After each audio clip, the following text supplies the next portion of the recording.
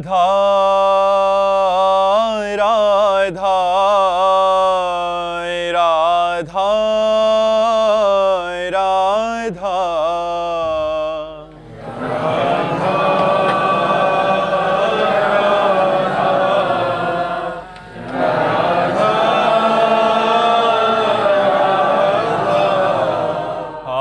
राधा राधा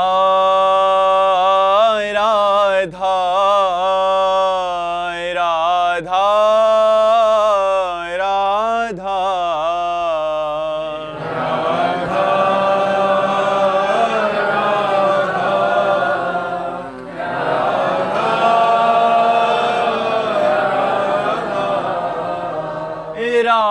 राधा राधा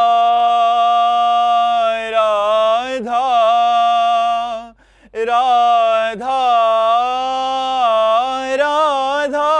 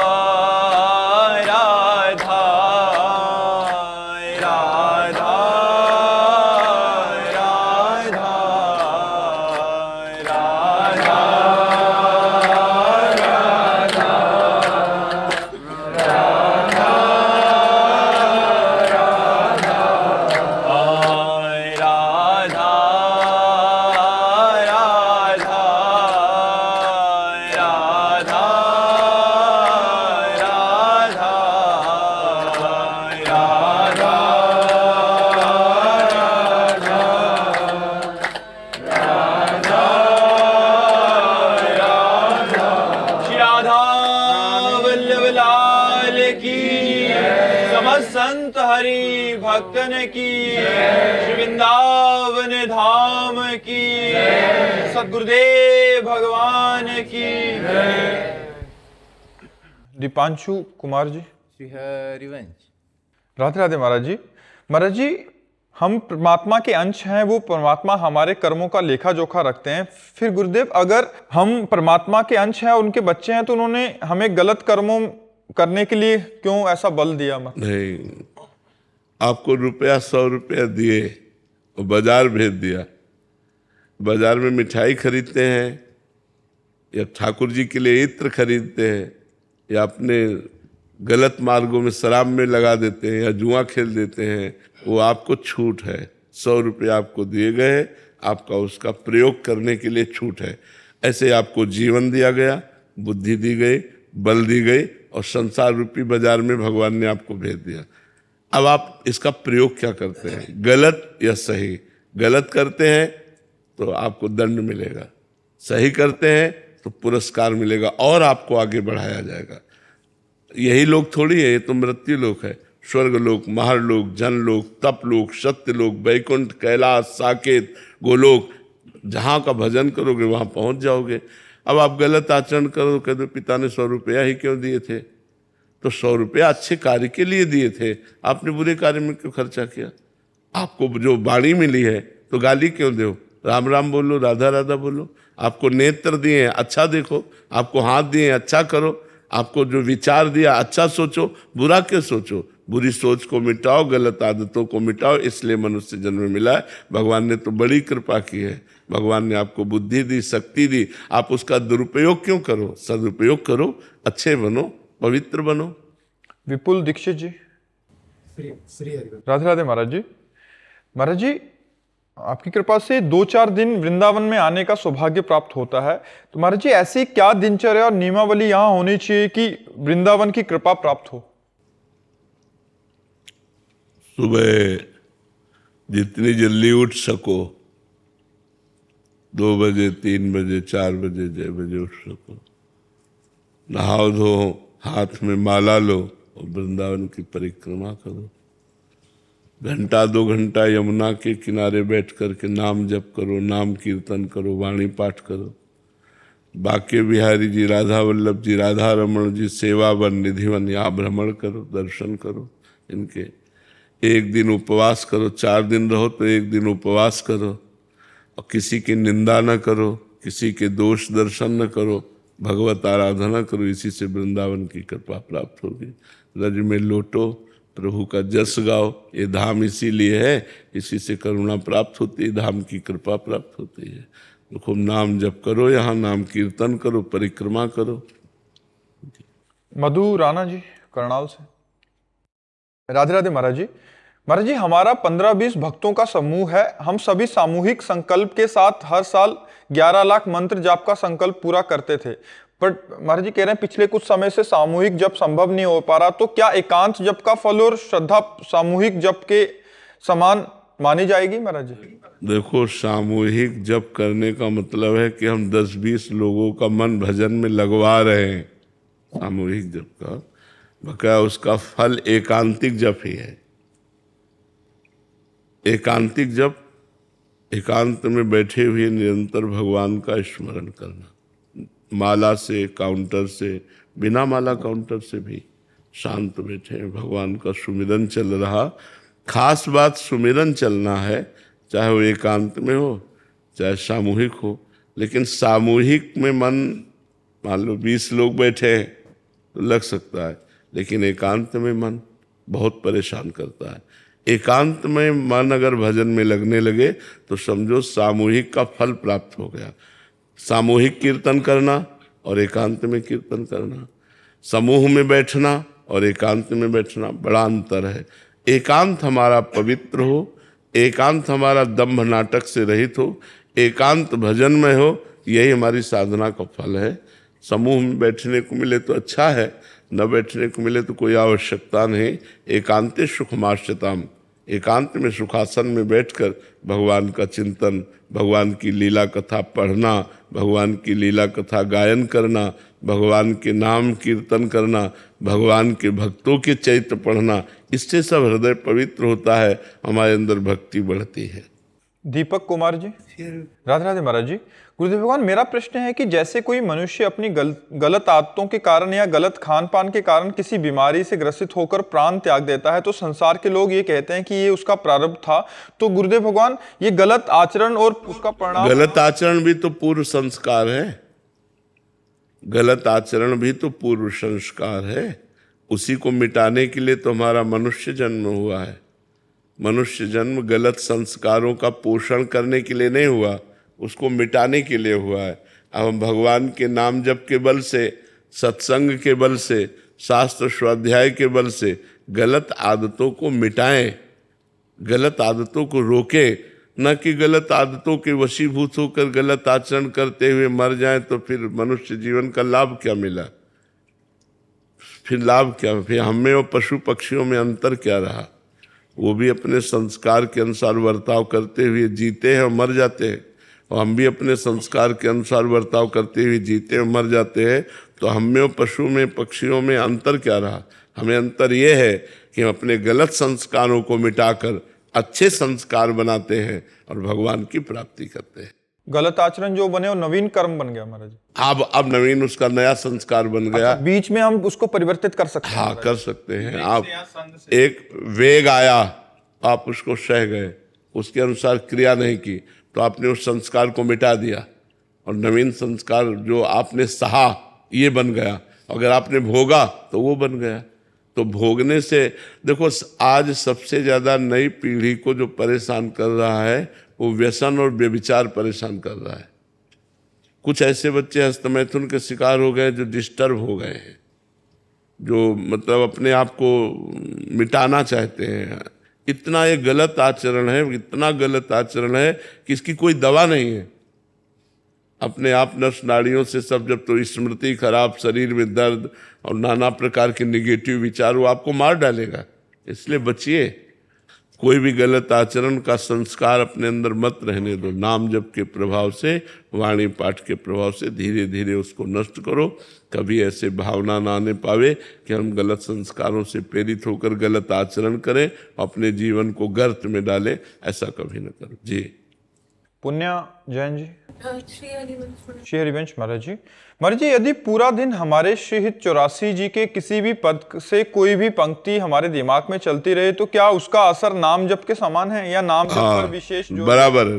वाणी और नाम बराबर है। अगर वाणी जी चल रही है तो नाम के बराबर है, नाम चल रहा तो बराबर है, उसमें कोई अंतर नहीं। और बड़े सौभाग्य का विषय है कि यदि 84 जी की कोई पंक्ति चल रही, श्याम श्यामा प्रगट, प्रगट अक्षर निकट, प्रगट रस स्रवत अति मधुर बानी, सो जुबानी रसिक नित्य निस्दिन रटत, कहत और सुनत रस रीत जानी। अगर रात दिन हमारे 84 जी चल रही थी, इससे बढ़िया बात क्या है। खूब चलाओ, खूब आनंद में। सोनिका जी। राधे राधे महाराज जी। महाराज जी, शरणागत भजन करने के बाद भी प्रारब्ध से डर जाए तो कैसे भजन में आगे बढ़े? डरना क्यों? डर किस बात का? हमारा किया हुआ कर्म ही तो हमको दंड देने आ रहा है, तो अब चुपचाप भोग लेते हैं, राधा राधा रट लेते हैं। डर करके हमें क्या करना? अगर हम डर भी जाते हैं तो भगवान की शरण में है, भगवान निर्भय करेंगे, भगवान हमें बचाएंगे, भगवान हमारे दुखों को सहन करने की सामर्थ्य देंगे। तो इसलिए नाम जप करो और डरने की जरूरत नहीं है। प्रारब्ध कोई बड़ा देवता नहीं है, हमारा किया हुआ कर्म है। जो हमने पूर्व में कर्म किए वही प्रारब्ध बन करके आया है। अच्छा कर्म किया तो अच्छा प्रारब्ध बन के आया, बुरा कर्म किया तो बुरा प्रारब्ध बन के आया है।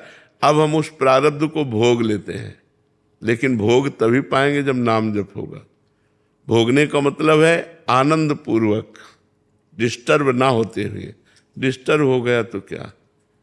आनंद पूर्वक भोगना चाहिए। बोले कष्ट भी आनंद पूर्वक, हाँ, जब भगवान का सुमिरन होता है तो कष्ट भी आनंद पूर्वक होता है। तो प्रारब्ध भोग आता है भक्त के जीवन में, पर वो भगवान के बल से उसे भोग लेता है और भगवान का भजन करके भगवान को प्राप्त होता है। वीपी सिंह जी दिल्ली से। राधे राधे। राधे राधे महाराज जी। महाराज जी, आत्मा में अज्ञान कब और कैसे समा गया? ये कैसा खेल रचा है? सब तरफ दुख दुख दुख ज्यादा। हाँ, जब से हमने देह भाव स्वीकार किया, अपने को देह माना, तभी से अज्ञान हमारे पीछे पड़ गया। भूल से हमने अपने को देह मान लिया। जैसे स्वप्न में हमको पता नहीं होता कि स्थूल शरीर एक और पड़ा है हमारा, और स्वप्न को हम सत्य समझते हैं। लेकिन जब जागृत होते हैं तब पूरा का पूरा स्वप्न मिथ्या होता है। ऐसे ही जब हमारा ज्ञान निवृत्त होता है तो ये पूरा का पूरा जागृत का जो दृश्य है ना, ब्रह्म सत्यम जगन मिथ्या, ये मिथ्या लगता है। ये अज्ञान तब से हुआ जब से हम अपने को देह माना, और ये अज्ञान तभी निवृत्त होगा जब अपने को देह मानना बंद कर देंगे। देहाभिमान हमारा छूटेगा तभी अज्ञान नष्ट होगा। गलती माया का प्रभाव स्वीकृत करने से गलती हो गई। पंचभूतों से रचित भोगों को, शब्द स्पर्श रूप रस गंध, इनके भोगने की जो इच्छा हुई वही गलती हो गई। अब इच्छा मिटा दो, गलती खत्म हो गई। इच्छा ही गलती है और इच्छा का नाश ही मोक्ष है। इच्छाओं का नाश हो जाना, वैसे आत्मा कभी बंधन को प्राप्त नहीं हुई। जड़ चेतन ग्रंथि पड़ गई यद्यपि मृषा, यद्यपि झूठी बात है, क्योंकि चैतन्य को कभी कोई बांध नहीं सकता। लेकिन चैतन्य ने स्वयं जड़ को पकड़ लिया हो। अब हम कहें कि कोई हमें माइक से छुड़ाए तो हंसी की बात है कि नहीं है? ऐसी हमारी दशा है। हमने स्वयं से अपने शरीर को, अपने अंतःकरण को अपना स्वरूप मान रखा है। और जब तक ये भ्रम नहीं जाएगा तब तक बात। तो ये गुरु उपासना से, शास्त्र सम्मत ज्ञान से, ब्रह्म ऋषियों के वचनों से यह ज्ञान नष्ट होता है। पर साधना जरूरी है। जैसे गर्मी सर्दी, भूख प्यास, मान अपमान, लाभ हानि, जय पराजय, इनमें समान भाव आना, क्योंकि आत्मा का स्वरूप सम है और अंतःकरण और संसार विषम है। अंतःकरण को सम करना है। कोई गाली दे रहा है, अंतःकरण को बुरा लग रहा है, चुपचाप सह जाओ। कोई प्रशंसा कर रहा है, अंतःकरण को अच्छा लग रहा है, बिल्कुल नहीं, बिल्कुल स्वीकार मत करो कि मेरी प्रशंसा है।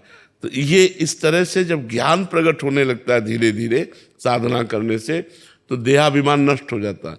देहाभिमान नष्ट हुआ तो जो निर्मल वस्तु प्रकाशित होती वही आत्मा है। उसका प्रकाश ढक गया है त्रिगुण माया के द्वारा।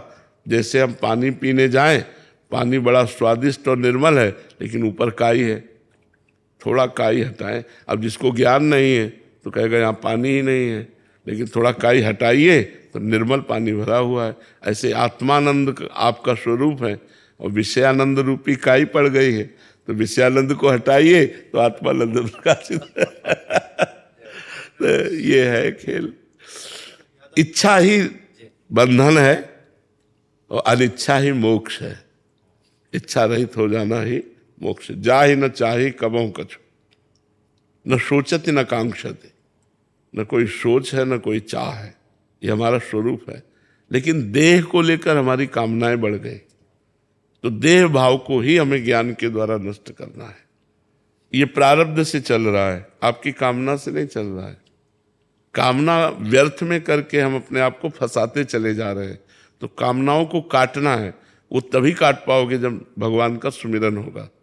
सत चिंतन के द्वारा असत चिंतन को काट करके सत और असत दोनों का त्याग हो गया, अपने स्वरूप में स्थित हो गया। तो पहले सत चिंतन के द्वारा असत चिंतन को काटने का अभ्यास करना चाहिए। जो भगवान का नाम प्रिय हो उस नाम को निरंतर चलाओ, फिर देखो आपको कैसा ज्ञान प्रकट होता है। ठीक है।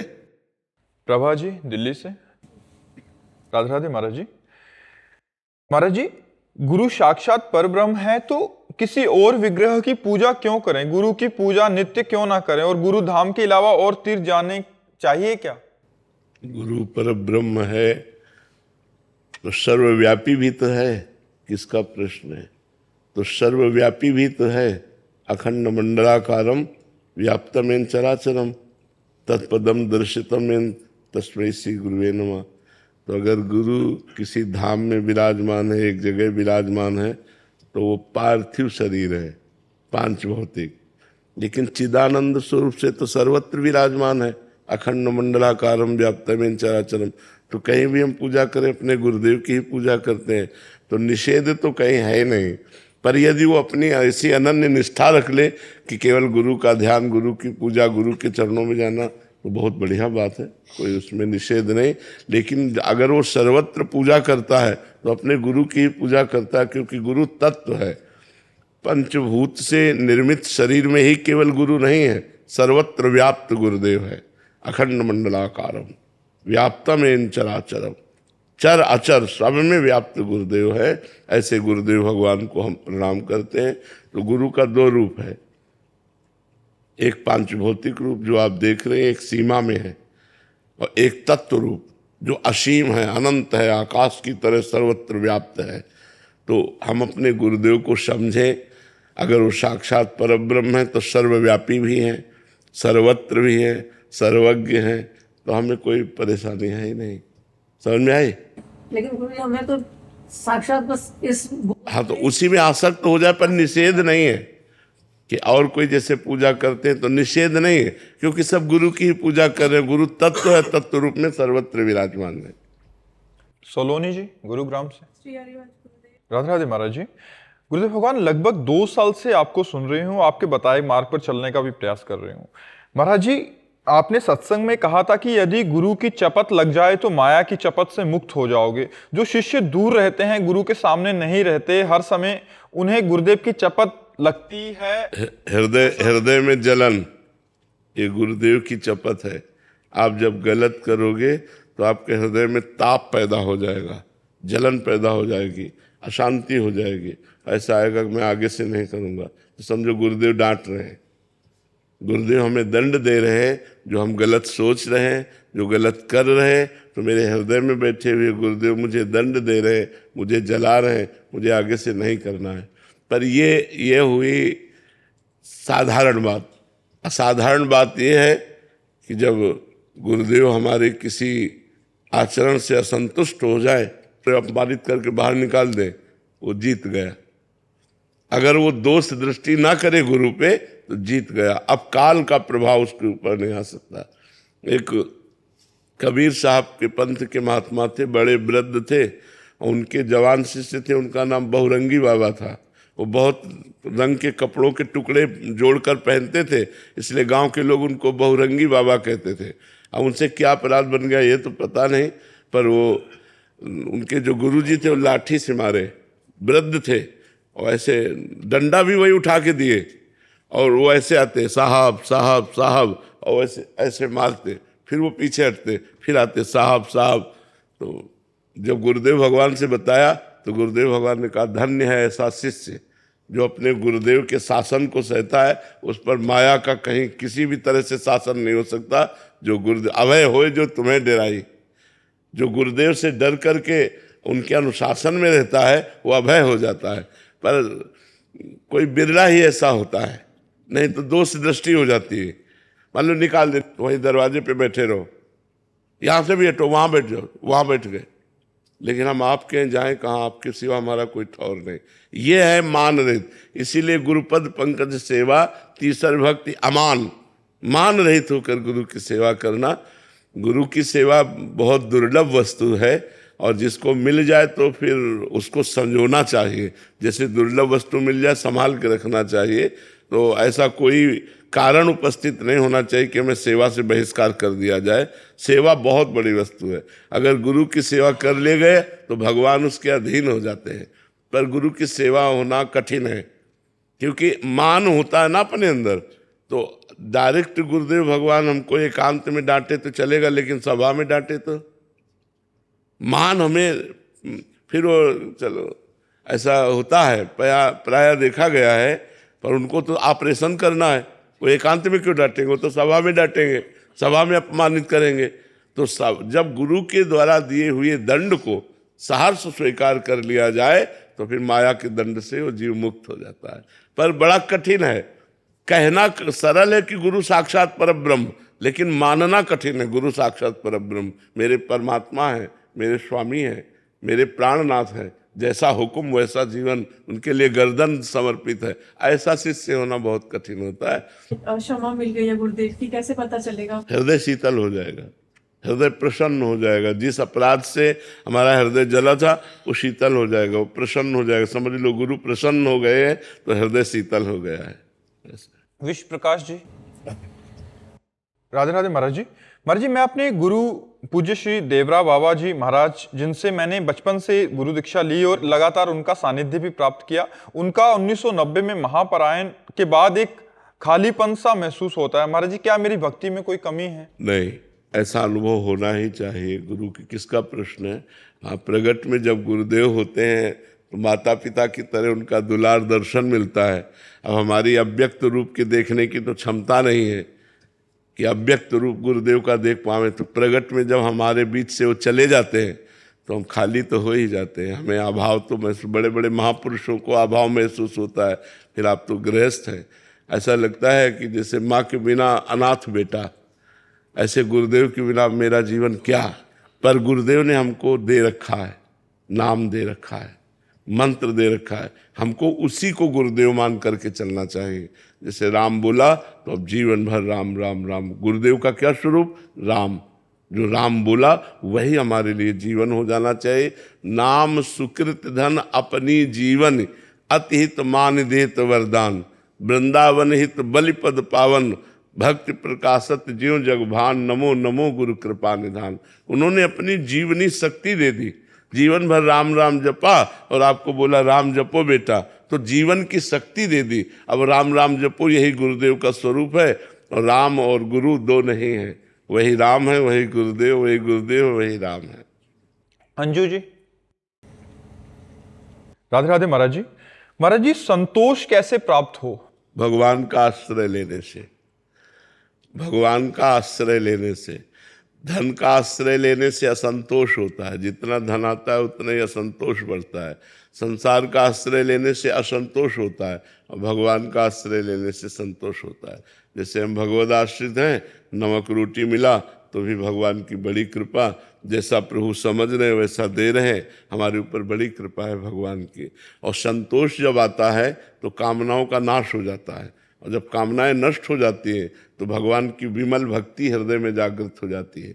बिन संतोष न काम न साही, अछत काम सुख सपने नाही। जब तक संतोष नहीं आता तब तक कामनाओं का नाश नहीं होता। और सकल कामनाहीन जे राम भगत तिरस लीन, जब सारी कामनाएं शांत हो जाती हैं तो भगवान से प्रेम हो जाता है।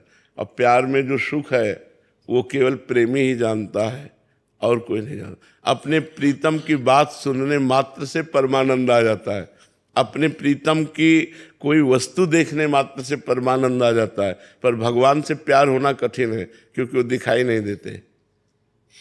भगवान दिखाई नहीं देते ना, प्रगट में है तो सर्वत्र, पर वो दिखाई नहीं देते। अब जैसे हम मान लो किसी से प्यार करें तो हमें उसके हाव भाव तो समझ में आ रहे हैं कि जो मैं प्यार कर रहा हूँ उसको स्वीकृत है, लेकिन भगवान का तो समझ में नहीं आ रहा ना। वो नाम जप कर रहे हैं, पाठ कर रहे हैं, हृदय जल रहा है, मन विषयों की तरफ जा रहा है, कोई सहयोग नहीं मिल रहा। इसलिए संत संग की महिमा है कि भगवान के प्रेमी पार्षद संत जन होते हैं, उनके संग से रास्ता तय होती है। और भगवान आपके एक एक सेकंड के भाव को देख रहे हैं, एक एक सेकंड के भाव का हिसाब होगा, आप निहाल हो जाएंगे। बस चुपचाप लगे रहिए। आप सबसे बड़ी कठिनता होती है कि प्रगट में नहीं है ना।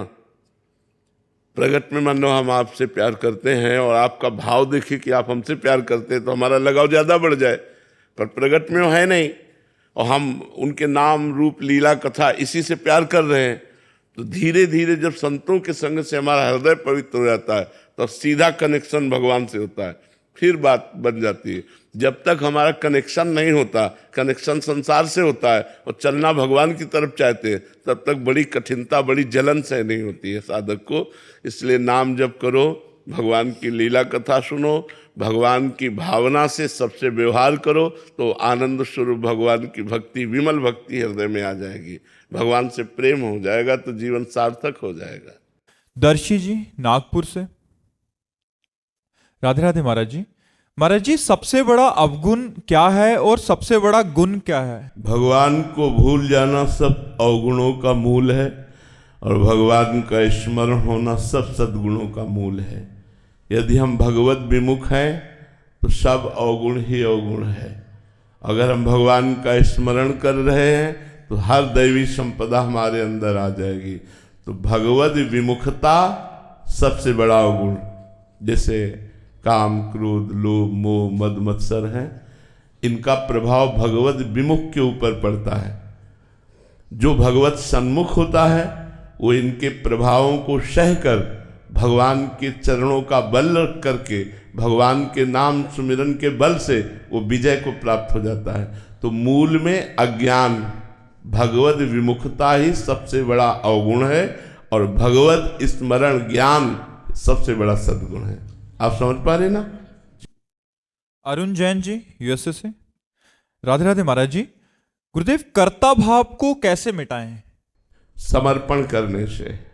जो भी कर्म करें वो कृष्णार्पणम मस्तु करते रहें, तो उसके प्रभाव से और नमन भक्ति के प्रभाव से जो भी हमारे सामने व्यक्ति, वस्तु, स्थान है, साक्षात परब्रह्म परमात्मा भगवान श्री हरि ही इन रूपों में है, तो हम मानसिक नमन करें, सबको नमन करें और हर कर्म भगवान को समर्पित करें और भगवान का स्मरण करें। तो शरीर का स्मरण देहाभिमान पुष्ट करता है। जैसे हम हर समय शरीर के स्मरण में ही रहते हैं तो हमारा देहाभिमान पुष्ट होता है, और भगवत स्मरण से देहाभिमान कटता है।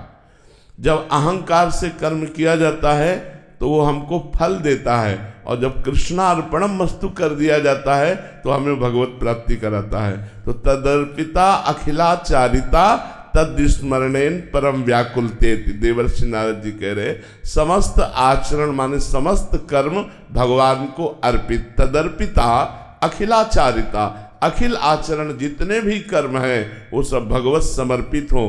पर भगवत समर्पित वही कर्म होते हैं जो पाप कर्म नहीं होते, जो प्रतिकूलस्य विसर्जनम।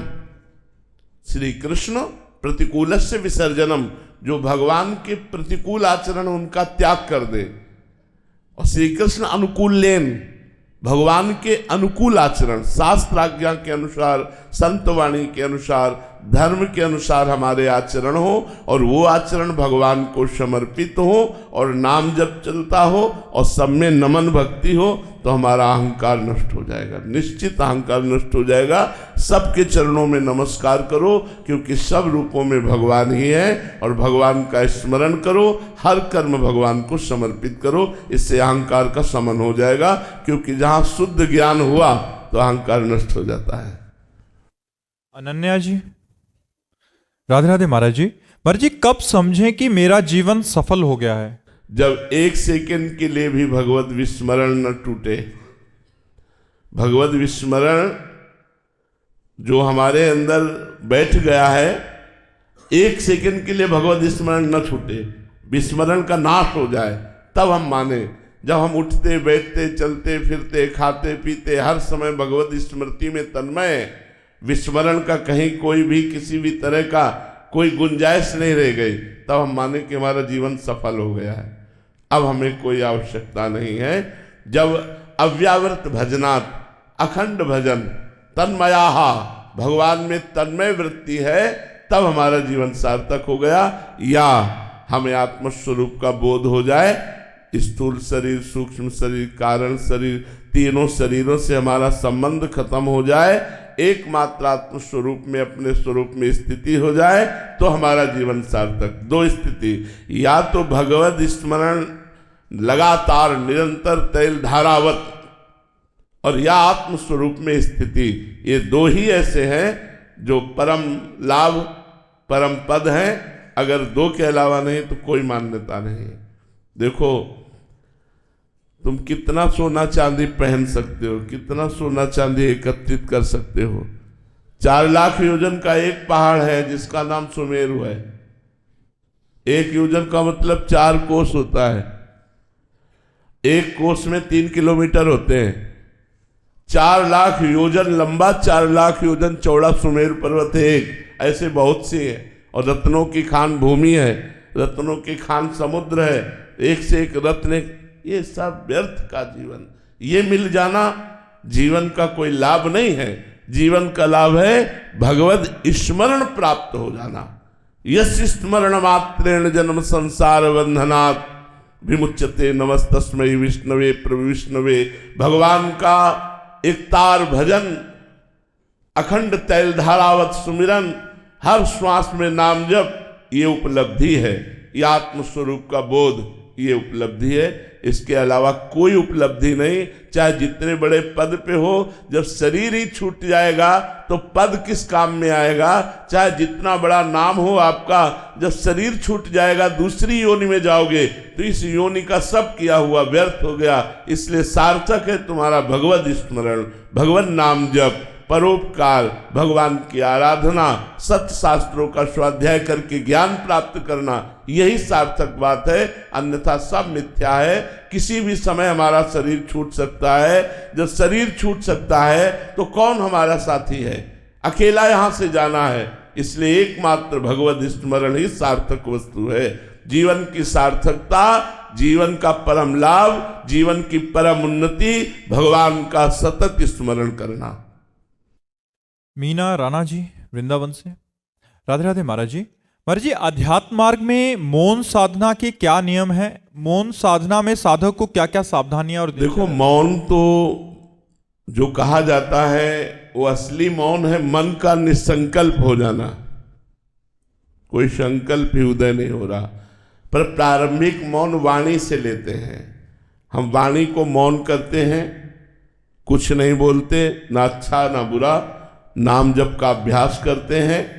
अगर कोई हमें आवश्यक बात है तो हम लिख करके बता देते हैं, नहीं तो ज़्यादा लिखा पढ़ी में भी न लगे, कम शब्दों को सूचना में दे दे। अगर कोई अत्यंत आवश्यक बात हो, नहीं हर समय नाम जप करे। यदि वाणी से मौन है और नाम जप नहीं हो रहा तो बेकार। वाणी का मौन का मतलब है मन का निसंकल्प हो जाना। मन का निसंकल्प हो जाना तभी संभव है जब हर क्षण हम भगवान का नाम जप करें। वाणी की सार्थकता है नाम कीर्तन, गुण कीर्तन, महिमा गाओ। अगर मौन हो तो निरंतर नाम जप करो, तभी मौन सार्थक है। केवल मौन हो गए और नाम जप नहीं कर रहे तो वैसे भगवत प्राप्ति नहीं होती। मौन एक संयम है वाणी का, लेकिन साधना है नाम जप। अगर वाणी से नाम जप रूपी साधना नहीं हो रही तो मौन मिथ्या है, वो बेकार है। महाराज जी, जो साधक के हृदय में वाणी का वेग आता है उसको महाराज जी साधक कैसे? नाम कीर्तन के द्वारा, नाम जप के द्वारा। नाम जप, नाम कीर्तन के द्वारा रुचि ही नहीं होगी बोलने की। आप जप करके तो देखो, जब आपके पाप नष्ट हो जाएंगे तो आपकी ऐसी रुचि नाम जप में होगी कि किसी से बात करने की रुचि ही नहीं होगी, मन ही नहीं करेगा कोई किसी से बात करे। वाणी का वेग आएगा तो भगवान नाम जप में, स्मरण में वो सब दब जाएगा। वाणी का वेग, उदर का वेग, जनेन्द्री का वेग, ये सब वेग आते रहते हैं साधक के जीवन में, लेकिन वो भगवान नाम के प्रभाव से हर वेग को सह जाता है। जो सह जाता है वही महात्मा है, जो टूट जाता है वही विषयी पुरुष है। महाराज जी, बहुत सारे अपराध बन जाते हैं मतलब साधन जीवन काल में महाराज जी वाणी के द्वारा। हाँ, इसलिए मौन अत्यंत अनिवार्य है। हम तो कहते हैं जड़ मौन न रहो, विचार मौन रहो। विचार मौन का मतलब है कि आपने प्रश्न किया और अत्यंत आवश्यक है तो हम कुछ शब्दों में बोल दिया, लिखा पढ़ी में समय बर्बाद ना करके हमने हाँ ना में उत्तर दे दिया। अगर आवश्यक है तो, नहीं है तो आप बोलते रहो, हम चल दिए। विचार मौन में है कि अत्यंत आवश्यक होने पर हम कुछ शब्दों में आपको संबोधन कर देंगे, आप समझो न समझो, इसके बाद हम चल देंगे। तो विचार मौन इसलिए उचित लगता है कि अब जैसे आप मौन हैं, अब कोई सामग्री किसी को कोई अब पूरी मानसिकता में लगे, अरे सीधे बोलो ना कि वो सामान उठा के वहां रख दे, एक शब्द में बोल दिया, झंझट खत्म हुए। विचार मौन सर्वोत्तम रहता है कि आवश्यक है तो भाई आप ऐसा कर दीजिए, खत्म के लो, अपने नाम जप में लग गए। अब हम आप ऐसा कर दीजिए, इस बात के लिए हम लिखा पढ़ी हो बड़ा समय नष्ट करें तो हमें लगता है इससे अच्छा है कि हम सीधे बोल दें। विचार मौन में बहुत, और मौन अत्यंत अनिवार्य है, क्योंकि अगर वाणी को आप प्रपंच में लगाओगे तो इससे वाणी से दोष बनते हैं, किसी की निंदा हो जाएगी, किसी की अवहेलना हो जाएगी और वो आपके भजन में विक्षेप डालेगा। इसलिए प्रायः साधक मौन ही रहते हैं। जब अत्यंत आवश्यक हुआ तो भगवत चर्चा करते हैं, नहीं तो मौन ही अनिवार्य है। और भगवत चर्चा तो जीवन का, हमारे जीने का फल है। हम जो जी रहे हैं उसका फल है कि हम भगवत चर्चा सुने, भगवत चर्चा करें। गौरव जी कनाडा से, राधे राधे महाराज जी। महाराज जी, प्रभु के चिंतन में और रुदन में जो सुख है वो कहां से आ रहा है? आपके हृदय से। हृदय में हृदय बिहारी भगवान बैठे हैं, जो आनंद समुद्र है, जो सुख की राशि है। तो जो प्रभु के लिए रुदन होता है, रोमांच होता है, गदगद कंठ हो जाता है, अश्रु प्रवाह हो रहा है, क्या कहना है। ये तो बहुत कीमती चीज है भाई, ये तो बड़े भाग्यशाली को मिलती है, सबको थोड़ी मिलती है। संसार के लिए रोना, रुपए पैसे के लिए रोना, अनुकूलता के लिए तो सारा संसार रो रहा है, लेकिन भगवान के लिए रोना, भगवान के लिए तड़पना, प्रभु के लिए आंसू बहाना, प्रभु के आनंद में मगन हो जाना है तो बड़े पुण्यात्मा पुरुष का लक्षण है। बड़ी पूर्व जन्म में साधना हुई है, उसका फल ये प्राप्त हो रहा है। इसे गुप्त रखा जाए और आगे बढ़ाया जाए। खूब नाम जप करो और इसे और आगे बढ़ाओ। भूषण जी, राधे राधे महाराज जी। महाराज जी, हमारी तो इतनी स्थिति या सामर्थ्य नहीं है कि आप प्रकट रूप में हमारी कमियों पर हमें समझाएं, डांटें, फिर गुरुदेव भगवान हमारा सुधार कैसे होगा? अंदर में बैठे हुए गुरुदेव सबको बोलते रहते हैं ये गलत है, गलत को गलत बोलते रहते हैं, सही को सही बोलते रहते हैं। यदि अंदर के हृदय के गुरुदेव की बात सुन लो तो अपने आप सबका सुधार होने लगे। आप देखो, आप कोई गलत कार्य करने चलेंगे तो आपके हृदय में प्रेरणा होगी ये गलत है, नहीं करना चाहिए, तो मत करो वो बात। आत्मना प्रतिकूलानी परेशान न समाचरेत। जो आपको अच्छा नहीं लगता वो व्यवहार दूसरों के साथ मत करो। आपकी बहन बेटी को कोई गलत देखे, आपको अच्छा नहीं लगेगा, आप दूसरे की बहन बेटी को गलत मत देखिए। जो आत्मना प्रतिकूलानी, जो अपनी आत्मा को अच्छा नहीं लगता वो हम व्यवहार ना करें। तो हम अंदर से देखें तो हमारे सदगुरुदेव हमारे हृदय में विराजमान है। कुछ भी गलत होने पर ताप पैदा हो जाता है, हृदय जलने लगता है और लगता है ये गलत है, इसे छोड़ो, ये सही मार्ग है। वो अंदर ही बैठे गाइड कर रहे हैं। यदि हम अंतर्मुख हो तब ये बात हम जान सकते हैं, बहिर्मुख होने पर हम ये बात नहीं जान पाते। अंतर्मुख हो तो अपने गुरुदेव हृदय में ही बैठे हैं।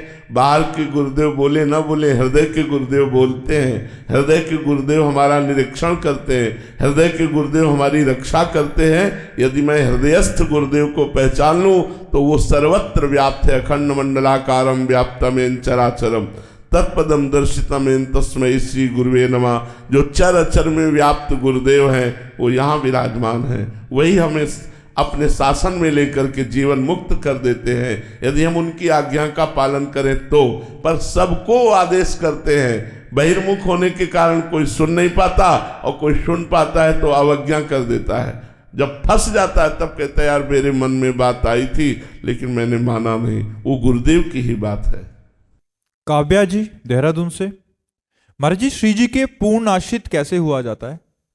श्री जी के भक्तों का संग करो, भक्तों के पावन चरित्र पढ़ो, भगवान के धामों की यात्रा करो, नाम जप करो, भगवान के लीला चरित्रों का श्रवण कथन करो। इसी से हृदय पवित्र होगा और अहंकार जैसे जैसे मलिन अहंकार पवित्र होता जाएगा वैसे वैसे भगवान की शरणागति होती जाएगी। शरणागत को चाहिए कि ये अभ्यास करे कि भगवान से अलग हमारा समय बिल्कुल व्यतीत न हो। भगवान के साथ कभी हम नाम जप कर रहे हैं, कभी नाम कीर्तन कर रहे हैं, कभी वाणी गायन कर रहे हैं, कभी भगवान की कथा सुन रहे हैं, कभी भगवान की कथा कर रहे हैं। ऐसे ऐसे मच्चित्ता मदगत प्राणा बोधयंता परस्परम कथयंत च माम नित्यम तुष्यंत च रमंत च। मच्चित्ता मेरे में चित्त लगाने वाला, मदगत प्राणा प्राणों का कार्य है श्वास। हर श्वास में नाम जप ये मदगत प्राणा हो जाता है। प्राण भगवान को समर्पित हो रहे हैं। एक एक श्वास भगवान के नाम जप में जा रही तो हमारे प्राण समर्पित हो रहे हैं। और जब हम बात करें तो भगवत चर्चा की बात करें, उसी में हम तुष्यंति च रमंति च, उसी में संतुष्ट रहें, उसी में रमण करें। तेसाम सतत युक्ता नाम भजताम प्रीति पूर्वकम। जो मेरा प्रेम पूर्वक भजन करता है ददामि बुद्धि योगम तम येन माम उपयांति ते, मैं उसे बुद्धि योग प्रदान कर देता हूँ। योग माने होता है जुड़ना। हमारी बुद्धि भगवान में समर्पित हो गई, जुड़ गई, यही शरणागति है। भगवान में मन और बुद्धि स्थित हो गई तो हर समय हम भगवान में ही रहते हैं। मयि एव मन आधत्स्व मयि बुद्धिम निवेशय निवस्य मयि एव अत ऊर्ध्वं न संशया।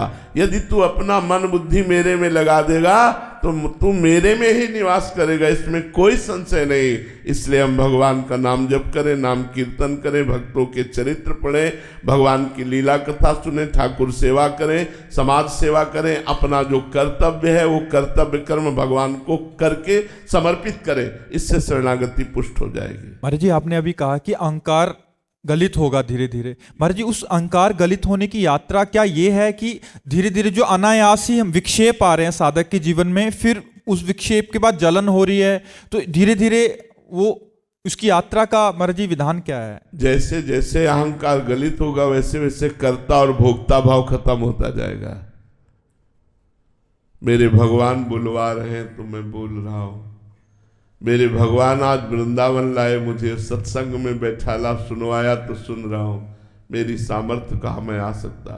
मेरे भगवान मुझसे वृंदावन की परिक्रमा दिलवा रहे हैं। मेरे भगवान मुझसे समाज की सेवा करवा रहे हैं। मेरे भगवान कर वो बार बार प्रभु की इच्छा से ऐसा हो रहा है। मैं बिल्कुल नहीं कर रहा हूँ, मेरे भगवान करवा रहे हैं। ऐसा सत कार्यों के लिए।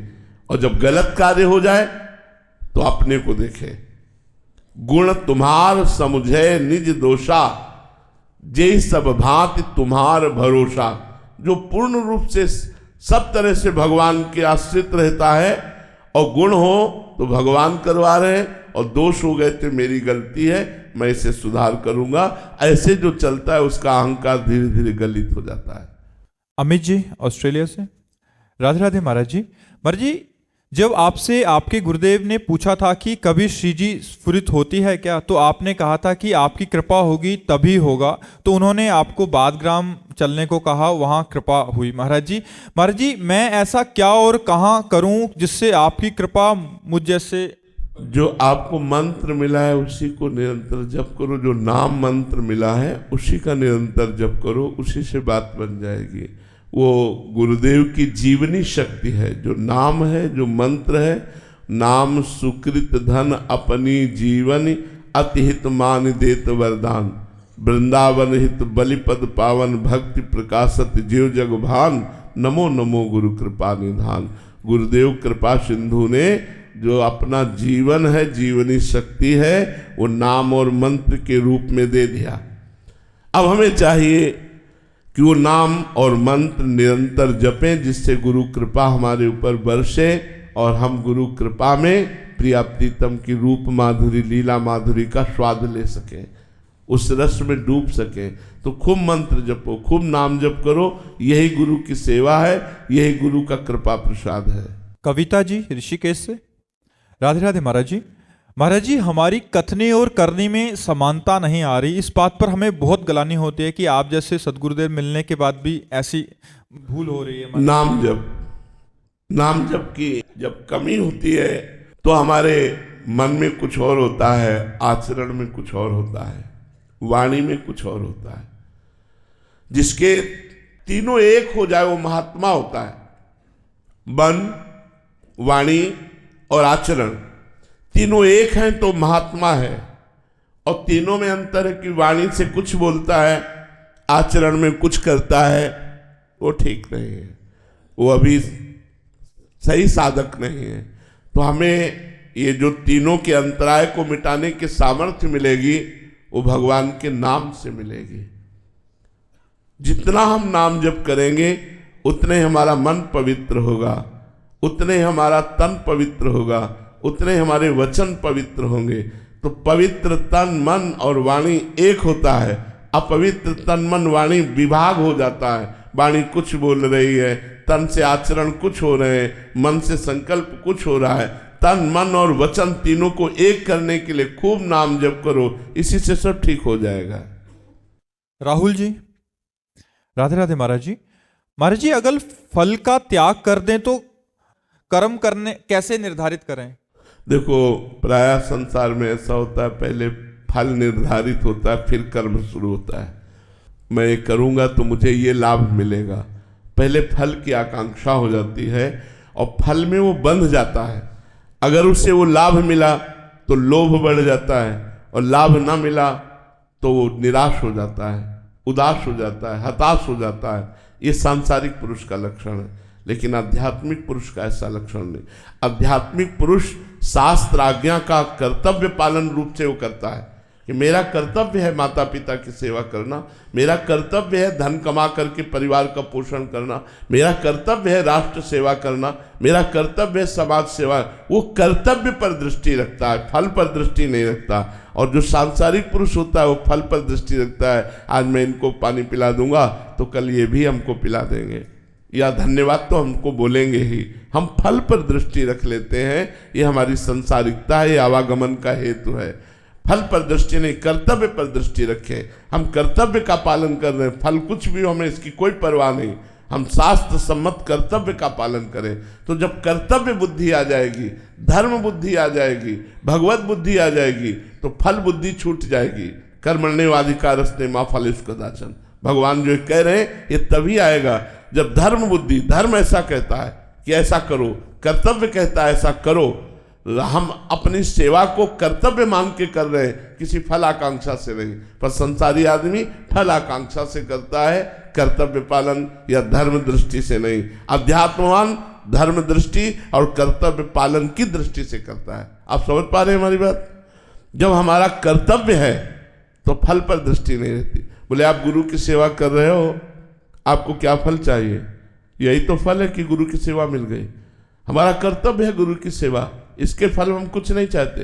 नहीं, आप जो कार्य कर रहे हो इसका फल क्या है? नहीं, यही कार्य फल है। मुझे भगवान ने कार्य दिया, मैं उस कार्य का निर्वाह कर रहा हूं, फल की आकांक्षा नहीं। तो फल की आकांक्षा न रखना है अध्यात्मवान पुरुष। लेकिन सांसारिक पुरुष बिना फल की आकांक्षा के कोई कार्य नहीं करता। वृंदावन चलेंगे हमारे पाप नष्ट हो जाएंगे, संत समागम करेंगे हमें ज्ञान प्राप्त हो जाएगा। और एक है कि भगवान की प्रेरणा से वृंदावन जा रहा हूं, बड़ी भगवान की कृपा हुई कि वृंदावन का दर्शन होगा, और भगवान की महान कृपा हुई कि वृंदावन में बैठकर साधु संग होगा। कितनी अपार कृपा। बोले इसका फल, बोले यही फल है। साधु संग मिला, यही फल है। श्री धाम वृंदावन आए, यही फल है। तो वो भगवान की कृपा दृष्टि को देखने वाला फल दृष्टि नहीं रखता, और जो भगवान से विमुख है वो फल दृष्टि रख करके ही कार्य करता है। तो इसलिए हमें भगवान के सन्मुख होना चाहिए, अपना कर्तव्य मानकर, धर्म मान करके हमें उस कार्य को करना चाहिए। फल में सुख दुखे समय कृत्वा लाभा लाभो जया जयो। सुख दुख में, लाभ हानि में, जय पराजय में समान भाव रखना चाहिए, तभी हम अध्यात्मवान बनेंगे। नहीं तो संसारिक पुरुष सुख मिला फूल गया, दुख मिला निराश हो गया, उदास हो गया, हताश हो गया। ऐसा नहीं होना चाहिए। महाराज जी, फल की इच्छा खत्म होते ही क्या उत्साह में कमी नहीं आ जाएगी? बहुत बड़ा उत्साह रहता है। हमारे में आप उत्साह कमी देख रहे हैं क्या? बीमार होते हुए हर समय उत्साह संपन्न है। क्यों? क्योंकि हम कर्तव्य का पालन कर रहे हैं। हम कर्तव्य का पालन कर रहे हैं। और ये प्राणों की बाजी लगाए वहां, ये फल इच्छा से लगे या कर्तव्य इच्छा से? आप विचार करके देखिए। जो लोग समझते हो कि केवल धन के लिए ही बात है, तो धन तो व्यापार से भी आ सकता है। दिन भर नौकरी गया, व्यापार करे, शाम के अपने घर आवे, 6-6 महीना, साल भर घर नहीं जाना, बॉर्डर पे लगे रहना, प्राणों की बाजी लगा देना, ये कर्तव्य पालन है, ये राष्ट्र प्रियता है। कहाँ इनके अंदर फल की आकांक्षा है? इनके अंदर जो हुक्म हुआ, जो आदेश हुआ, उसका पालन करने के लिए तत्काल एक्टिव है, तत्काल उत्साह संपन्न है। फल की परिणाम तो हो सकता है गोली लग जाए, लेकिन परिणाम की चिंता थोड़ी होती है। जो कर्तव्य पालन में होता है उसके अंदर महान उत्साह होता है। जो फल की आकांक्षा वाला होता है वो उतना उत्साह रख ही नहीं सकता जो कर्तव्य पालन करने वाले के अंदर उत्साह होता है। हमारा कर्तव्य है, हम साधु हैं, हमारा कर्तव्य है करना। हम गृहस्थ है, हमारा कर्तव्य है करना। अपने कर्तव्य पे जो दृढ़ है वो फल की तरफ नहीं देखता, वो कर्तव्य का पालन करता है। जो फल की तरफ देखता है वो कर्तव्य में चूक कर देता है, तभी वो सुख दुख में फंस जाता है। श्री राधा वल्लभ लाल की। हरि आराध्या शरण जी। श्री राधा वल्लभ गुरुदेव। श्री हरिवंश महाराज जी। गुरुदेव भगवान, बहुत हिम्मत करके प्रश्न कर रहा हूँ महाराज जी। पूछना चाहते हैं कि आपके निकुंज गमन लीला के बाद भी जैसे अभी आपके प्रगट रूप का लाभ सभी को मिल रहा है, वो जगत में चारों ओर एक भागवतिक परमाणु का वातावरण बना है, ठीक ऐसा ही लाभ वर्तमान पीढ़ी को, आने वाली पीढ़ी? नहीं, भगवान किसी दूसरे को तैयार कर दे बात अलग है। ऐसी नहीं होता। उड़िया बाबा का आश्रम, वहां नई स्टेशन बन गई थी, इतने लोग आते थे कि नया स्टेशन उड़िया बाबा आश्रम बन गया था। अब जाके आप देखो अखंडानंद स्वामी, अब जाके आप देखो सूरदास बाबा। समय होता है, संतों का एक प्रभाव होता है। जब वो प्रकट रहते तो उसका प्रभाव होता है, और जब अंतर ध्यान हो जाते हैं तो फिर सूनापन रहता है। महाराज जी, आपके हेतु की कृपा से अब तो संतों की फैक्ट्री हो। कह रहे हैं कि आपकी हेतु कृपा से संतों की तो यहाँ एक फैक्ट्री टाइप है महाराज जी, और ग्रस्त में भी बहुत सारे साधक हैं। तो कोई ऐसी आज्ञा आपकी कि जो आपके जाने के बाद भी हम निरंतर वैसा ही अपने चित्त में अब जैसे हमारे संत रूपी खेत में कौन सा वृक्ष तैयार हो जाता है, अब ये नहीं कहा जा सकता कि कौन सा संत ऐसा तैयार हो जाए प्रतापी, जो हमारी पद्धति को खींच ले चले, जैसे चल रहा वैसे चले। अभी तो नहीं दिखाई दे रहा। अब भगवान इनमें से किसी में हृदय में बैठ जाए और आगे प्रकाशित हो जाए, वो बात अलग होती है। वो क्या, ये भगवान की रची हुई पीसें होती है, वो बेजोड़ होती है। हो सकता है भगवान किसी और को तैयार कर दे, क्योंकि उनकी सृष्टि संभालना उनका कार्य है। लेकिन अब ऐसा हो कि जैसा प्रेमानंद के सामने चल रहा है, ऐसा अनुपस्थिति में भी एक प्रभाव होता है। वही बात कह रहा हूँ, वो हम अपने हृदय से जानते हैं। अपने गुरुदेव के लिए जैसा है वो हृदय से जानते हैं। काटने को दौड़ेगा, कुछ अच्छा नहीं लगेगा। पास है ना, तो देखे ना देखे है तो एक मतलब हृदय में तसल्ली तो है। जब हफ्ते में गए, आंख में से आंख मिलाई, दर्शन किए, एक हृदय में, और ना भी के तो है, हमारे दिमाग में है, वहाँ है। और ये हो गया कि अंतर ध्यान हो गए, तब तो एक मतलब असमर्थ हो गए, असहाय हो गए। जैसे बालक के लिए माँ का ना होना, छोटे बालक के, असमर्थ बालक के लिए माँ का ना होना, ऐसे शिष्य के लिए गुरु का ना होना बड़ा दुर्भाग्य है। वो बातें बनाने वाली बातें अलग हैं, लेकिन जब मुस्कुरा करके देख लेते हैं प्रगट में जो सुख मिलता है, वो सुख प्रगट में आप जो दर्शन कर रहे हैं, जो संभाषण कर रहे हैं, जो लाभ ले रहे हैं, ये मोबाइल से थोड़ी मिलेगा बाद में। प्रगट का एक अलग आनंद होता है, प्रगट का एक अलग आनंद होता है। मोबाइल तो आकर्षण करके हम तक लाएगा, शराब छोड़ोगे, मांस छोड़ोगे, गंदी बातें छोड़ोगे, लेकिन अध्यात्म में जो कदम बढ़ेगा वो यहाँ के संग से बढ़ेगा, यहाँ के दर्शन से, यहाँ के वातावरण से, यहाँ के भागवतिक प्रभाव से अध्यात्म उन्नति होती है। तो इसीलिए बड़े बड़े संतों ने कहा कि हमें वैकुंठ नहीं, हमें इसी मृत्यु लोक में रखो, क्योंकि साधु समागम होगा, संत समागम होगा। तो संत समागम जब है तो लाभ ले लो, और जब नहीं है तो आगे भगवान जाने क्या होगा। क्योंकि प्रायः अब माइंड में रुपया रह गया है, प्रतिष्ठा रह गई, यश कीर्ति रह गई है, भगवान बहुत कम रह गए हैं। जब लक्ष्य होता है श्री भगवान तो वो मंगल करता है। जिसके दिमाग में श्री भगवान होते हैं उससे मंगल होता है। जिसके, अब जैसे हम वेश तो रखे हैं, अब हमारा उद्देश्य रुपया हो, हमारा उद्देश्य मठ मंदिर हो, हमारा उद्देश्य लोक व्यवहार संसारिकता हो, वो फिर केवल प्रवचन होंगे, उनका रंग नहीं आएगा। रंग तब आता है जहाँ जिन महापुरुषों ने जीवन बदला है लोगों का, वो स्वयं के जीवन से बदलता है। आपका जीवन यदि तपोमय है, भजनमय है, और जो आप बोल रहे हो वही आपके आचरण में है, तो प्रभाव पड़ेगा। उसका जीवन जबरदस्ती बदलेगा, उनका दर्शन से, संभाषण से, संग से बदलेगा। पर जब शरीर नहीं रहता तो हम इसीलिए प्रगट में देखकर कहते हैं कि जैसे पूज्य पादुड़िया बाबा जी का आश्रम, अखंडानंद जी का आश्रम, बड़े बड़े महा, उनके सामने जो था वो अब नहीं है। उनके सामने जो प्रभाव था वो अब दीवालें सुनी सुनी नजर आती हैं, अब वो नहीं है। जब महापुरुष होते हैं तो एक मतलब समाज खिली हुई रहती है, हर समय नई प्रसन्नता, नया आनंद, नई गूंज, नया।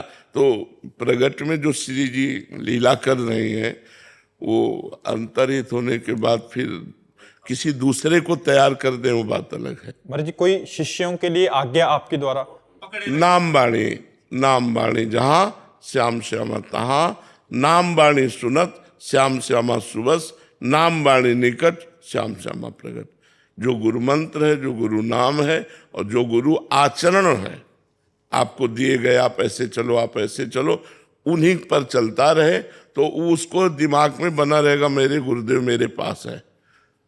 कभी भी ऐसा नहीं लगता कि हमारे गुरुदेव हमसे दूर हैं, हमारे दिमाग में बैठे हुए हमारे, क्योंकि मंत्र उनका, नाम उनका, वाणी उनकी दी हुई, जीवन उनका दिया हुआ, तो हम उन्हीं में तो वास कर रहे हैं, उन्हीं से जी रहे हैं। जैसे हम श्वास के बिना जी नहीं सकते, ऐसे गुरु के बिना अध्यात्म का जीवन नहीं हो सकता। गुरु ही अध्यात्म जीवन है, अध्यात्म ही गुरु है, गुरु ही अध्यात्म है। महाराज जी, जैसे आप कह रहे हैं कि बगीचा लगा है पूरा, तो आपके द्वारा इतना बड़ा विशाल लाखों लोग इस मार्ग पे चलने लग गए हैं। महाराज जी, हमें याद है कि जैसे बगीचा बाहर वाला लगा था, इतनी जो लता थी आपने सींच के आज एक स्वरूप धारण कर लिया।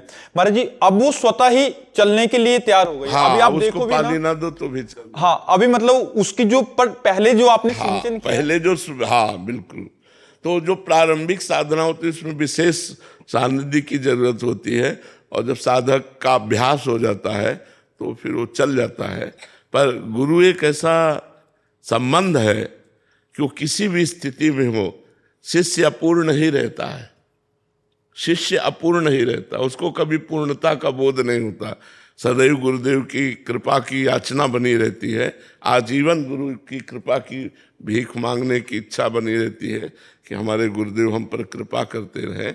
कभी पूर्णता इस मार्ग में कभी पूर्णिमा नहीं आती, इस मार्ग में कभी पूर्णिमा नहीं आती। यहाँ से जब कोई जाता है तो अतृप्त ही जाता है, कभी कोई तृप्त होके कि भजन से हम तृप्त हो गए, हम ऐसा इसमें संतोष नहीं है। इस लोक व्यवहार में संतोष है, लेकिन भजन में असंतोष बढ़ता जाता है। और भूख बढ़ जाती, रात दिन भजन करने पर भी भजन की अतृप्ति। तो इसलिए हर समय याचना बनी रहती कि ऐसा भजन हमारा जैसा चल रहा है निरंतर चलता रहे, तो गुरु कृपा से कोई अपराध न बनने पाए, कोई विघ्न न बनने पाए। अच्छा, कोई विघ्न और अपराध बना भी तो दौड़ के चले गए। डॉक्टर है, नजदीक अस्पताल होने पर मतलब एक भरोसा रहता है ना, तो गुरु एक अस्पताल है। महाराज जी हमसे ये गलती अपराध बन गया, हमारा भजन रुक गया, वो डांटेंगे या वो समझा देंगे या वो क्षमा कर दे, कहते ही बात सुधर जाएगी, ये हमें पक्का विश्वास है। अपनी बात सामने रखते ही वो उत्तर दे न दे, आपकी बात सुधर जाएगी, क्योंकि वो कल्पतरु है। जो कामना लेके जाओगे उसकी पूर्ति हो जाएगी। संत कल्पतरु है। गुरु की नजर पड़ते ही शिष्य का जीवन उज्जवल होता चला जाता है, उसका भविष्य मंगलमय होता चला। गुरु का सानिध्य तो अत्यंत आवश्यक है। हम चाहेंगे कि सबके गुरु का सानिध्य सबको प्राप्त होता रहे, कभी कोई अपने गुरु से विमुख न हो, कभी कोई अपने गुरु से वंचित न हो, कभी कोई अपने गुरु से प्रगट में दूर न हो। गुरु का जैसे हर बच्चा माँ के प्यार से पोषित है, ऐसे हर शिष्य अपने गुरु की कृपा दृष्टि से पोषित है जी। माया वाले माया वाले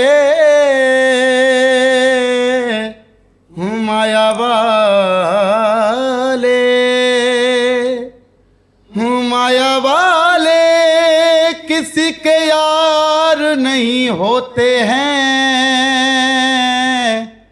यार होते हैं तो वफादार नहीं होते हैं।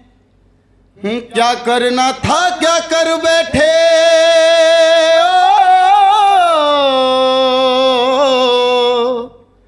क्या करना था क्या कर बैठे, अब पछताने से होगा क्या।